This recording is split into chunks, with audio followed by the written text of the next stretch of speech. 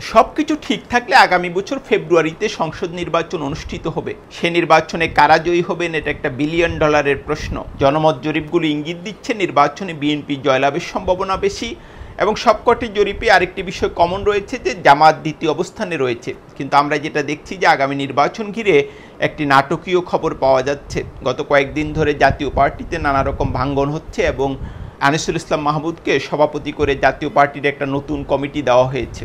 বিভিন্ন সূত্র ইঙ্গিত দিচ্ছে যে আগামী নির্বাচনে জাতীয় পার্টি যেন প্রধান বিরোধী দল হয় সে ব্যাপারে কার্যক্রম চলছে। সরকারের খুবই গুরুত্বপূর্ণ উপদেষ্টা আসিফ মাহমুদ একটি সাক্ষাৎকারে এ ব্যাপারে খোলামেলা কথা বলেছেন। তিনি যেটা বলেছেন যে আমি শুনছি জাতীয় পার্টিকে প্রধান বিরোধী দল বানানোর তোড়জোড় চলছে, জনগণের ম্যান্ডেটকে ম্যানিপুলেট করে এটা করা হবে।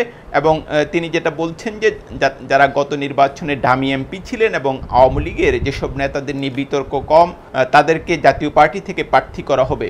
এই যখন অবস্থা, এটা আসলে একটা বড় খবরই বটে। আগামী নির্বাচন ঘিরে রাজনীতিতে যে আরও অনেক নড়াচড়া হবে এবং রাজনীতির খেলা যে শেষ হয়ে যায়নি সেটা ক্রমশ স্পষ্ট হচ্ছে। এরই মধ্যে আমি দেখলাম যে জাতীয় পার্টির এই নতুন কমিটি নিজেদের স্বীকৃতি চেয়ে নির্বাচন কমিশনে চিঠি দিয়েছে।